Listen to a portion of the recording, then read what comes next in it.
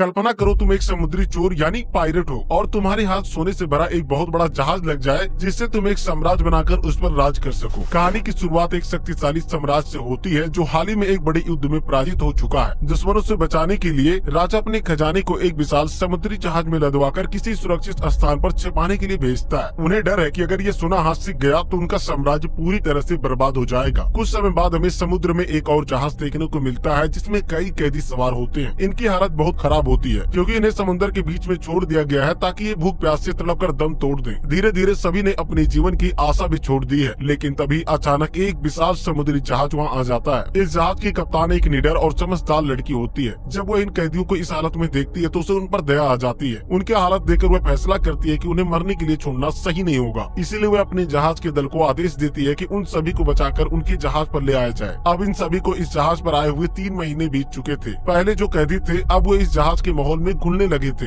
लेकिन एक दिन ये सब मिलकर जहाज के कप्तान के पास जाते हैं और एक चौंकाने वाला खुलासा करते हैं। ये सभी पहले समुद्री लुटेरे थे यानी पायरेट। ये सुनकर कप्तान थोड़ा मुस्कुराती है और कहती है कि हम सिर्फ जापानी जहाजों को निशाना बनाते हैं। कैदियों के सरदार को यह सुनकर थोड़ा अजीब लगता है। वो जवाब देता है, यही तो तुम्हारी सबसे बड़ी गलती है। असली पायरेट किसी एक को नहीं बल्कि हर जहाज को लूटते हैं। तभी इनकी नजर समुद्र में एक जहाज पर पड़ती है। वो एक जापानी जहाज होता है। इसे देखकर सभी लुटेरे जोश में आ जाते हैं। तलवार गर्व से कहता है, मैं बेहतरीन तलवारबाज हूँ, इस जहाज को लूटने में जाऊंगा। कप्तान उसकी बात सुनती है और खुद भी इस मिशन में शामिल होने का फैसला करती है। दोनों अपने हथियार उठाते हैं और जापानी जहाज की ओर बढ़ जाते हैं। जैसे ही वो जहाज पर चढ़ते हैं वहाँ मौजूद जापानी सैनिकों से इनकी भिड़ंत हो जाती है। दोनों ही शानदार तलवारबाज होते हैं, इसीलिए दुश्मनों पर भारी पड़ते हैं। धीरे धीरे पूरा जहाज इनके कब्जे में आ जाता है, लेकिन तभी कप्तान का एक आदमी अंदर से भागता हुआ आता है और चौंकाने वाली खबर देता है, इस जहाज में ना तो कोई खजाना है, न ही खाने पीने का कोई सामान। यह सुनते ही सभी लुटेरे निराश हो जाते हैं। जिस जहाज को देखकर वो इतनी उम्मीद लगा चुके थे उसमें कुछ भी नहीं निकला। सिर्फ की कप्तान गंभीर आवाज में पूछती है, तुम इतना बड़ा जहाज लेकर इतने सारे लोगों के साथ बिना खाने पीने के समुद्र में क्या कर रहे थे? इस पर जहाज में मौजूद एक बच्चा कांपते हुए आगे आता है और बताता है, हम खजाने की तलाश में निकले थे लेकिन रास्ता भटक गए और अब हम महीनों से समुद्र में भटक रहे हैं और हमारा सारा राशन खत्म हो चुका है। खजाने की बात सुनते ही कप्तान और लुटेरों के सरदार की आंखों में लालच छलकने लगता है। दोनों एक दूसरे की ओर देखते हैं और मुस्कुराते हैं। अब उनका मकसद साफ हो चुका था, उन्हें ये खजाना चाहिए। कप्तान आदेश देती है कि जहाज के लोगों से खजाने का नक्शा लिया जाए। नक्शा हाथ में आते ही वे लोग बिना समय गवाए अपने जहाज पर लौट जाते हैं। लुटेरों का सरदार नक्शे को देखते हुए कहता है, अगर ये खजाना हमें मिल गया तो हम दुनिया के सबसे अमीर लुटेरे बन जाएंगे। कप्तान भी जोश में कहती है, हमें किसी भी हालत में इसे ढूंढना होगा। इसके बाद पूरा दल नक्शे को फॉलो करता है और कुछ ही समय बाद वे समुद्र किनारे पहुंच जाते हैं। सामने एक रहस्यमयी आइलैंड नजर आता है जो घने जंगलों और पहाड़ियों से घिरा हुआ था। जैसे ही वे वहाँ पहुँचते हैं चारों ओर हरियाली देखकर सब हैरान रह जाते हैं, लेकिन तभी लुटेरों के सरदार की नजर एक विशाल जंगली बैल पर पड़ती है। सभी भूख से परेशान थे, इसलिए वह फैसला करता है कि इस बैल का शिकार किया जाएगा। अपनी बहादुरी दिखाने के लिए वह अकेला ही बैल को मारने के इरादे से आगे बढ़ता है, लेकिन जैसे ही वह एक सकरी सुरंग में घुसता है अचानक और जंगली बैल पीछे से आ जाते हैं। वे उसे अपने सींगों पर उठाकर ऊंची पहाड़ी के चट्टान से नीचे फेंक देते हैं। ये सब देखकर बाकी लुटेरे दहशत में आ जाते हैं। उन्हें लगता है कि उनका सरदार अब इस दुनिया में नहीं रहा। लुटेरों का सरदार मौत के मुंह में जाने ही वाला था, लेकिन किस्मत उसके साथ थी। गिरते वक्त उसका हाथ एक पेड़ की मोटी डाल पर लग जाता है जिससे वह लटक जाता है। बड़ी मुश्किल से खुद को संभालते हुए वह ऊपर चढ़ने की कोशिश करता है। तभी उसकी नजर एक अजीब चीज पर पड़ती है। जमीन में आधा गड़ा हुआ एक चमकता हुआ हाथी का दांत। उसे कुछ समझ नहीं आता, लेकिन यह सोचकर कि शायद ये किसी काम आ सकता है वह उसे निकाल लेता है और किसी तरह पहाड़ी के ऊपर वापस आ जाता है। जब वह शिप की कैप्टन के सामने हाथी दांत रखता है तो उसकी नजर इस पर उकेरे गए अजीबोगरीब निशानों पर पड़ती है। वह गौर से देखती है और अचानक चौंक जाती है। ये वही निशान थे जो नक्शे के आगे हिस्से में होने चाहिए थे। वह मुस्कुराती है और कहती है, अब हमें पता चल गया है कि आगे का रास्ता क्या है। इसके बाद वो पूरे दल को इकट्ठा करके ऐलान करती है, मैं इस जहाज की कैप्टन हूँ और मैं खजाने की खोज के लिए जा रही हूँ। जो मेरे साथ आना चाहता है वो आ सकता है। लुटेरों का सरदार यह सब देखकर गुस्से में आ जाता है। वह नहीं चाहता है कि उसके आदमी कप्तान का साथ दे, लेकिन अब हालात बदल चुके थे। उसके सभी साथी अब कैप्टन पर भरोसा करने लगे थे, इसीलिए वे बिना सोचे समझे उसकी बात मानते हैं और नाव में बैठकर आइलैंड से रवाना हो जाते हैं। कुछ ही देर में पूरा दल वहाँ से निकल जाता है और लुटेरों का सरदार अकेला रह जाता है। कप्तान जहाज पर पहुंचने के बाद भी उसका इंतजार करती है, लेकिन वह पूरी रात नहीं आता। तभी अचानक उसका सबसे वफादार आदमी उसके पास आता है और चिंता सुर में कहता है, कप्तान वो हाथी दांत चोरी हो गया है। यह सुनते ही कप्तान का गुस्सा फूट पड़ता है। उसे तुरंत समझ आता है कि इसके पीछे और कोई नहीं बल्कि लुटेरों का सरदार ही है। बिना कोई समय गवाए वह अपने कुछ साथियों के साथ वापस आइलैंड पर जाती है और उससे खोज निकालती है। जैसे ही वह उसके सामने पहुंचती है, बिना कुछ कहे एक जोरदार मुक्का उसके मुंह पर जड़ देती है। वह गुस्से में चिल्लाती है, हाथी दांत कहाँ है, फौरन वापस दो। लेकिन लुटेरों के सरदार को लगता है कि कैप्टन मुझसे प्यार करती है, इसलिए उससे मिलने आई है और धीरे से कहता है, मेरे पास कोई हाथी दांत नहीं है। दरअसल लुटेरों का सरदार सच कह रहा था, हाथी दांत उसके पास नहीं था। दरअसल उन्हीं में से एक साथी ने इसे चुराया था। वह चुपके से शहर की ओर भाग गया ताकि वहां जाकर इसे ऊंचे दाम पर बेच सके। जब कप्तान और बाकी लोग इस सच्चाई को समझते हैं तो वे तेजी से उसका पीछा करते हैं और शहर की ओर बढ़ते हैं। शहर में वह व्यक्ति हाथी दांत को एक व्यापारी को बेचने ही वाला होता है कि तभी कप्तान और लुटेरों का सरदार अपने साथियों के साथ वहां पहुंच जाते हैं। उसे घेर लिया जाता है और उसके पास कोई चारा नहीं बचता। मजबूर होकर वह हाथी दांत लौटा देता है और इस तरह यह अनमोल वस्तु फिर से उनके पास आ जाती है। वहीं दूसरी ओर कहानी में एक नया मोड़ आता है। एक विशाल साम्राज्य का राजा अपने महल में बैठा होता है जब उसका जनरल उसके पास आता है और धीरे से कहता है, महाराज मुझे पता है कि वह खजाना कहाँ छुपाया गया था। राजा तुरंत चौकन्ना हो जाता है और उत्सुकता में पूछता है, तुम्हें यह कैसे पता? जिस व्यक्ति ने यह खजाना छुपाया था उसकी पत्नी ने मुझे यह राज बताया है। अब राजा का लालच बढ़ जाता है। वह किसी भी हालत में यह खजाना हासिल करना चाहता था, इसीलिए वह अपनी सेना को इकट्ठा करता है और खुद भी खजाने की खोज में निकल पड़ता है। वापस कप्तान और लुटेरों की टोली की बात करें तो उनके पास अब भी हाथी दांत था। वे ध्यान से देखते हैं कि इस पर कुछ रहस्यमयी निशान खुदे हुए थे। वह तुरंत इसे कागज पर उकेर कर उसकी नकल बना लेते हैं, लेकिन समस्या यह थी कि उन्हें इसका कोई मतलब समझ नहीं आ रहा था। तभी लुटेरों के सरदार आत्मविश्वास से आगे बढ़ता है और कहता है, मुझे पता है कि हमें कहाँ जाना चाहिए, मैं तुम्हें उस जगह ले जा सकता हूँ। कप्तान उसकी ओर देखती है और बिना कोई सवाल किए सहमति में सिर हिला देती है। अब उनका अगला सफर शुरू होने वाला था।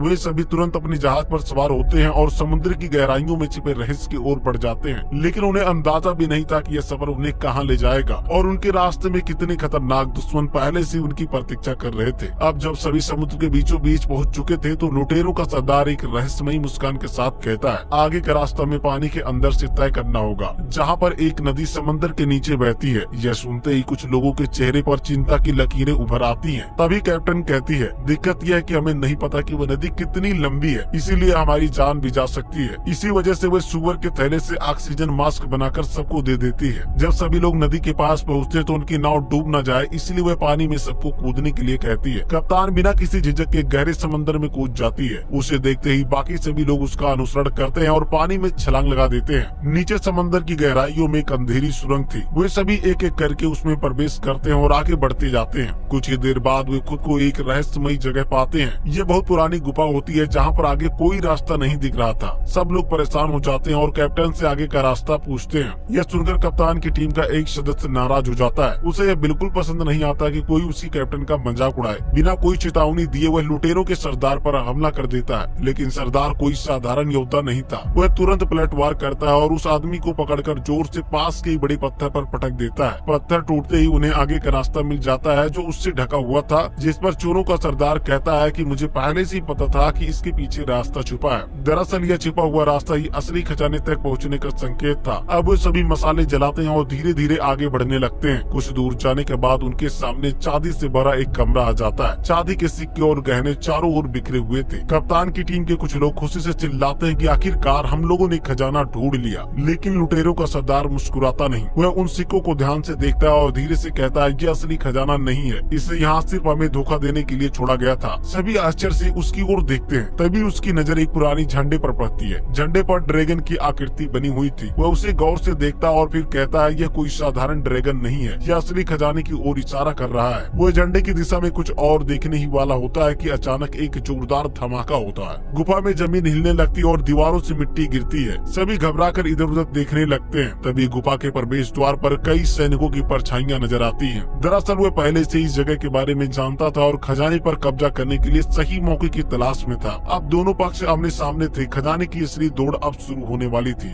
राजा का जनरल जैसे ही लुटेरों के सरदार को देखता है, उसकी आंखों में गुस्से की लपटें जल उठती हैं। ये दोनों सिर्फ आम दुश्मन नहीं थे, बल्कि पुरानी दुश्मनी के आग में झुलसे हुए थे। बिना एक भी शब्द कहे दोनों एक दूसरे पर टूट पड़ते हैं। गुफा में तलवारों की टकराहट गूंज उठती है। जनरल और लुटेरों का सरदार एक दूसरे से जबरदस्त तरीके से भिड़ते हैं। हर वार के साथ उनकी उनकी नफरत और ज्यादा बढ़ जाती है। अचानक लुटेरों का सरदार चांदी से भरे एक भारी संदूक को रस्सी से अपनी कमर पर बांध लेता है और बिना सोचे समझे समुद्र में छलांग लगा देता है। जैसे ही वह पानी में समाता है, चांदी का वजन उसे समंदर की गहराइयों में खींचने लगता है। वह सांस लेने के लिए संघर्ष करता है, लेकिन तभी शिप की कैप्टन वहाँ पहुँच जाती है। वह बिना वक्त गवाए उसे बचाने की कोशिश करती है। कप्तान बड़ी मुश्किल से उसकी रस्सियां खोल देती है, लेकिन अब वह खुद भी डूबने लगती है। चारों तरफ सिर्फ पानी ही पानी था और सांस लेना मुश्किल हो रहा था। तभी अचानक पानी के नीचे एक विशाल काय परछाई नजर आती है। एक विशाल व्हेल उनके पीछे आ चुकी थी। देखते ही देखते वह अपना जबड़ा खोलती है और दोनों को एक ही झटके में निगल जाती है। इसके बाद वह उन्हें समुद्र में लेकर जाने लगती है। जहाज की रस्सी भी व्हेल अपने मुंह में जकड़ लेती है, जिससे जहाज पूरा पलटने वाला था। तभी रस्सी टूट जाती है और सभी लोगों को लगता है कि दोनों कैप्टन मारे गए। तभी अचानक एक जोरदार धमाका होता है और अगले ही पल व्हेल के पेट में एक तेज विस्फोट होता है। उसका पेट फट जाता है और शिप की कैप्टन और लुटेरों का सरदार अपने जहाज पर आकर गिरते हैं। उस झंडे पर एक रहस्यमय ड्रैगन बना हुआ था। वह उसे गौर से देखता है और मुस्कुराता है, क्योंकि वह समझ जाता है कि यहाँ असली खजाने तक पहुँचने का रास्ता है। अब दोनों पक्षों की नजरें एक ही लक्ष्य पर थी।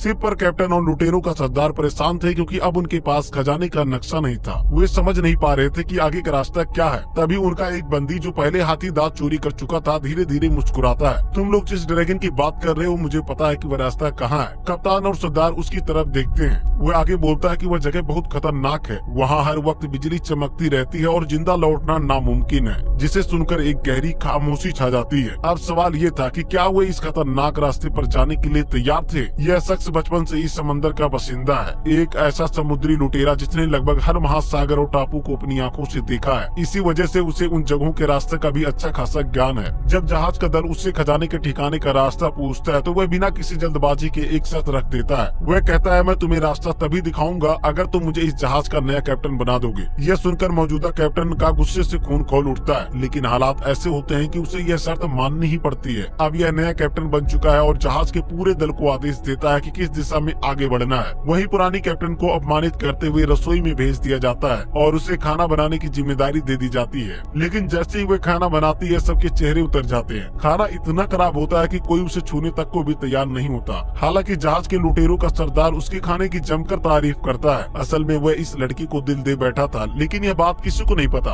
कई दिनों के सफर के बाद जहाज आखिरकार उस रहस्यमयी जगह पर पहुंचता है जहां खजाना छिपा हुआ है। लेकिन यहाँ का माहौल कुछ अजीब होता है। आसमान में घनघोर काले बादल छाए होते हैं और हर कुछ मिनटों में बिजली कड़क रही होती है। अचानक एक तेज बिजली जहाज के डेक पर गिरती है, जिससे पूरा दल दहशत में आ जाता है। लेकिन वे हार मानने वालों में से नहीं होते। तूफान के बावजूद जहाज आगे बढ़ता रहता है। इसी बीच उनके पीछे पीछे जनरल भी अपने जहाज के साथ पहुंच चुका है। उसे पहले से अंदाजा था कि इस जगह पर लगातार बिजलियां गिरेंगी, इसलिए उसने अपने जहाज के चारों ओर कई बड़े पतंगे बांध रखी होती है, ताकि बिजली उन्हीं पर गिरे और उसका जहाज सुरक्षित रहे। अब दोनों जहाज तूफानी लहरों से जूझते हुए एक रहस्यमयी आइलैंड पर पहुंच जाते हैं। आइलैंड पर कदम रखते ही उनका सामना एक विशाल पहाड़ से होता है, जिसकी चोटी पर घने काले बादल मंडरा रहे होते हैं। बिजलियां लगातार उसी पहाड़ पर गिर रही होती है। सभी तुरंत समझ जाते हैं कि खजाना यहीं छुपा हुआ है। लेकिन इसी दौरान टीम दो हिस्से में बढ़ जाती है। पुरानी कैप्टन और लुटेरों का सरदार एक ओर होते हैं, जबकि बाकी टीम दूसरी दिशा में चली जाती है। लुटेरों का सरदार पुरानी कैप्टन से कहता है, तुम यहीं रहो, मैं जाकर देखता हूँ, और बिना किसी परवाह किए पहाड़ की ओर बढ़ जाता है। दूसरी तरफ नए कैप्टन की हरकतें बाकी दल को परेशान करने लगती है। वह अजीब अजीब से आदेश देता है, जिससे सब थककर चूर हो जाते हैं और गुस्से में आ जाते हैं। हालात इतने बिगड़ जाते हैं कि सभी उसके खिलाफ हो जाते हैं और उसे मारने के लिए दौड़ पड़ते हैं। जान बचाने के लिए नया कैप्टन दौड़ता और एक चट्टान के पीछे छुप जाता है। उसी वक्त उसके सामने अचानक एक पेंगुइन आ जाता है, लेकिन ये कोई साधारण पेंगुइन नहीं था। इसके मुंह में एक चमकता हुआ सोने का टुकड़ा दबा हुआ था। नया कैप्टन झट से अपने साथियों को बुलाता है, लेकिन जब तक कोई वहाँ पहुँचते तब तक पेंगुइन गायब हो चुका होता है। सबको लगता है कि नया कैप्टन झूठ बोल रहा है और उन्हें बेवकूफ बना रहा है। गुस्से में आकर वो उसे समंदर में फेंकने ही वाले होते हैं कि तभी पेंगुइन उनके पीछे आ जाता है और इस बार भी उसके मुंह में सोने का टुकड़ा होता है। यह देखकर सभी का गुस्सा खुशी में बदल जाता है। अब उन्हें यकीन हो जाता है कि खजाना इसी आइलैंड पर छुपा है। इसी बीच लुटेरों का सरदार पहाड़ पर चढ़ चुका होता है, लेकिन जब वो वहाँ पहुँचता है तो देखता है कि जनरल पहले ही वहाँ मौजूद है।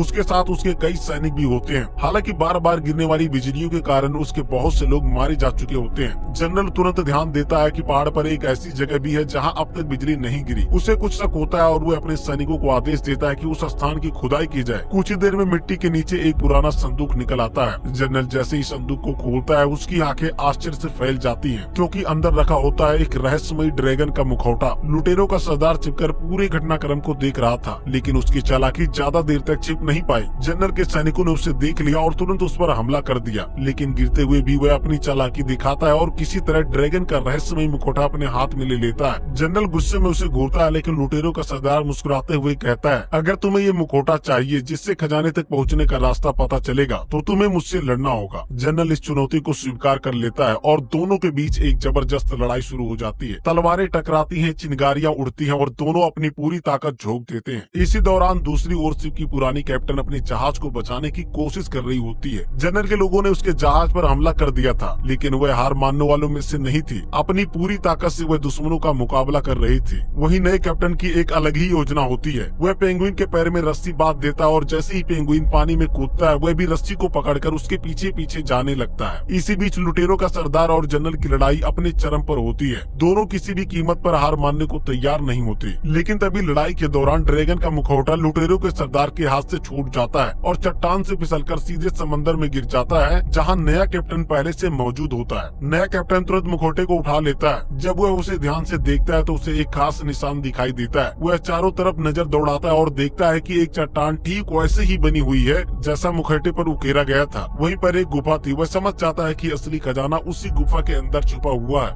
नया कैप्टन गुफा के अंदर पहुंचता है और वहां उससे पुराना जहाज दिखाई देता है, वही जहाज जिसमें खजाना छिपाया गया था। यह जहाज कई सालों से वहां मौजूद था और अब इसे पाने का समय आ चुका था। वह जहाज को बाहर निकालता है और जब उसके साथी इसे देखते हैं तो खुशी से झूम उठते हैं। लेकिन अब एक नई समस्या थी।